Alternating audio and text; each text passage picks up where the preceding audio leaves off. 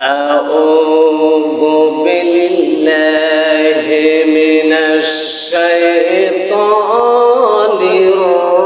الرجيم بسم الله الرحمن الرحيم إن الله وملائكته يصلون على النبي يا أيها الذين آمنوا صلوا عليه وسلموا تسليما محبت ندر الشريف پڑھی اللهم صل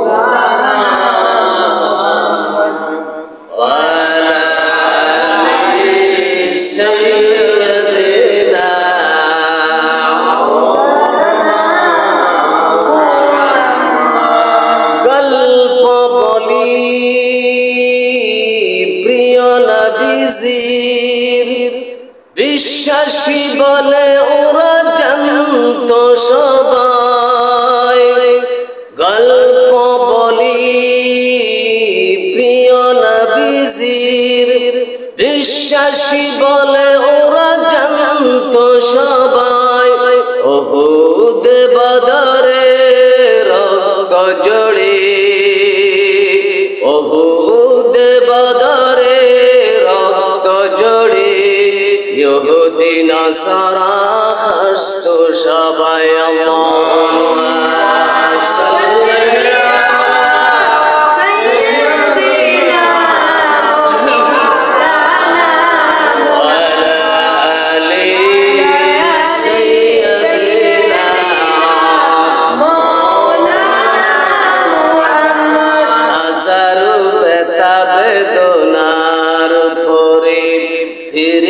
শুনি তুমি আপন ঘরে দিনের দাওয়াত ছড়িয়ে দিতে চলে গেলেন মদিনায় মক্কা ছেড়ে হে রাসূল বলে আমি কেমন করে হে রাসূল বলে আমি কেমন করে আল্লাহুম্মা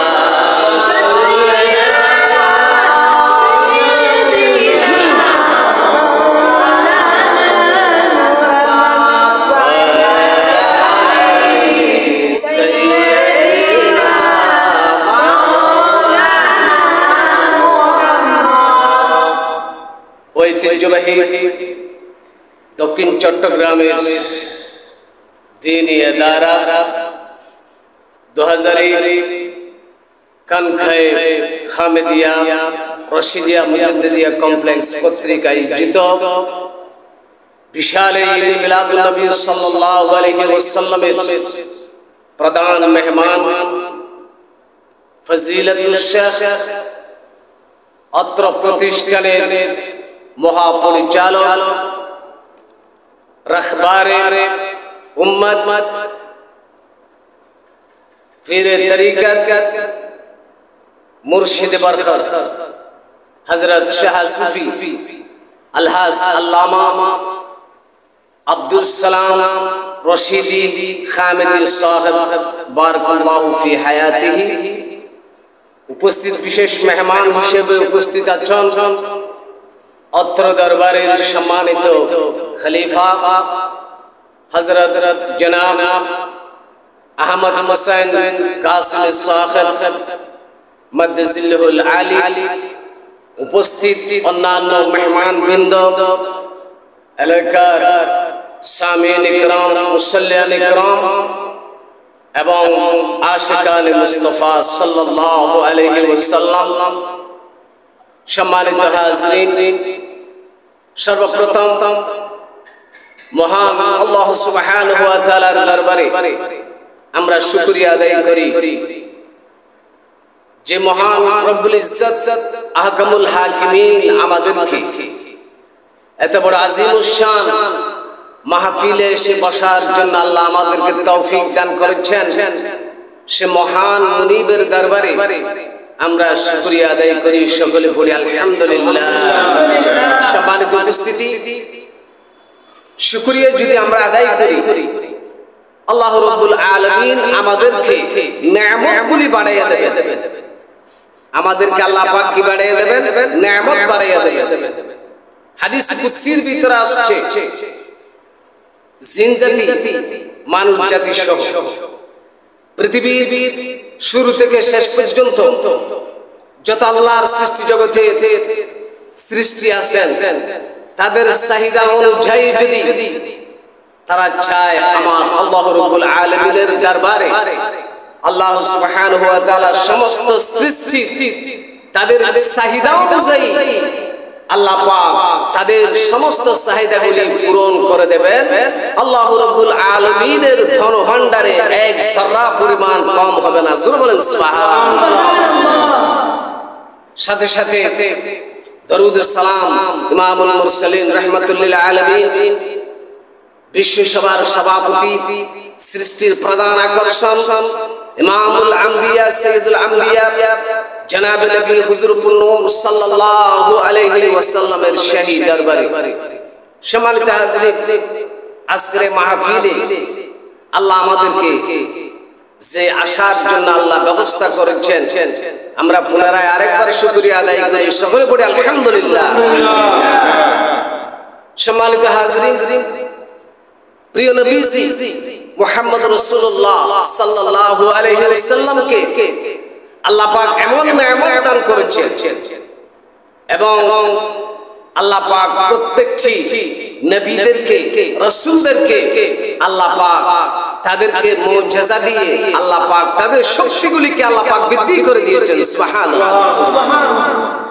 আমার প্রিয় নবী ইমামুল মুরসালিন রাহমাতুল্লিল আলামিন, প্রিয় নবীজি মুহাম্মদুর রাসূলুল্লাহ সাল্লাল্লাহু আলাইহি ওয়াসাল্লাম মক্কার জমিন থেকে যখন মদিনা শরীফ হিজরত করলেন, সর্বপ্রথম যে মসজিদটি নির্মাণ করেছিলেন সেই মসজিদটি হচ্ছেন মসজিদে নববী। ওই মসজিদে নববী সর্বপ্রথম আল্লাহর নবী খেজুর ডাল দিয়া, পাতাগুলি দিয়ে এই মসজিদগুলো নির্মাণ করেছিলেন। সুবহানাল্লাহ। সেই সময়ে বসার কোন জায়গা ছিল না। আমাদের দেশে মসজিদগুলিতে যে উন্নত মানের মিম্বর দেখা যায়, সেই সময়ে এগুলির ব্যবস্থা ছিল না।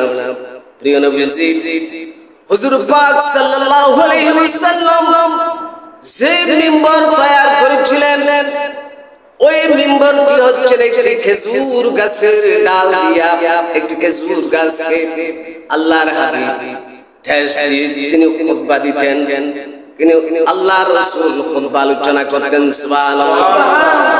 আমার ভাইরা গভীর মনোযোগ, রাসূল পাক সাল্লাল্লাহু আলাইহি ওয়াসাল্লাম ওই খেজুর গাছের সাথে ঠেস দিয়া প্রিয় নবীজি খুতবা দিতেন।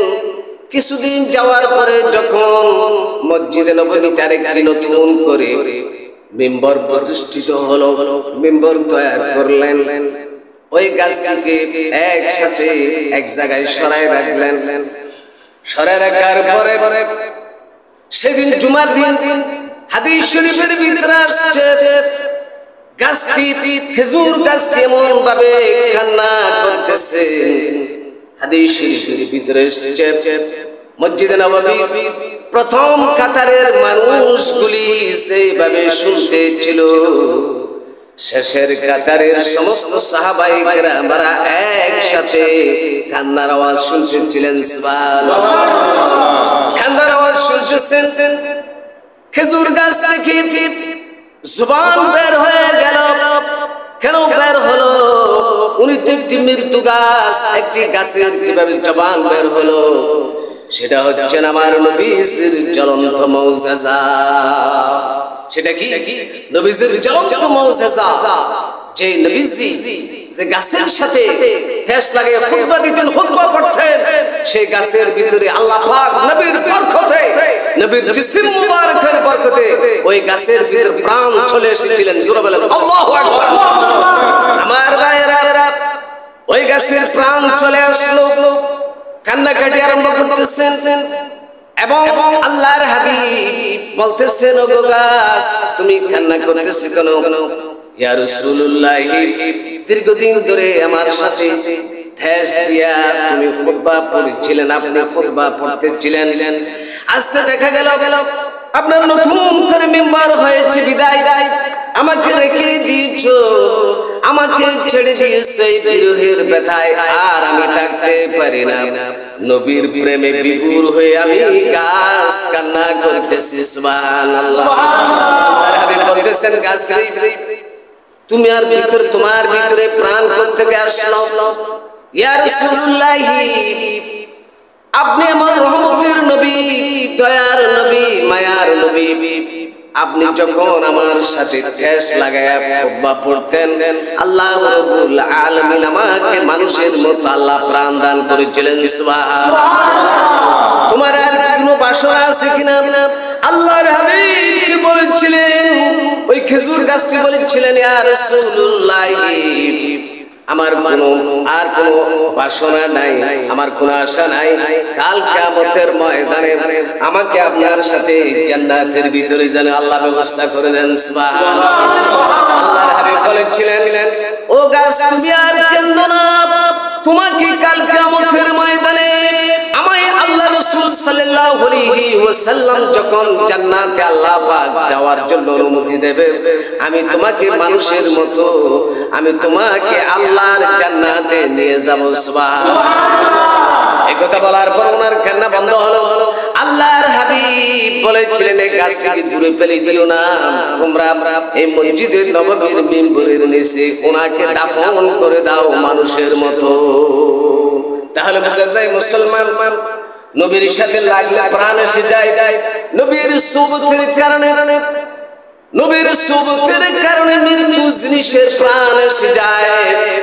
আজ আমি সমাজে বলতে পারি, যারা নবীর সাথে থাকে, নবীর স্লোগানের সাথে থাকে, নবীর হাদিসের সাথে থাকে, নবীর ওয়ারিসগণের সাথে থাকে, আল্লাহ রাব্বুল আলামিন নবীর উসিলায় আল্লাহ পাক তাদেরকে দামি বানাইয়া দিবেন। সুবহানাল্লাহ।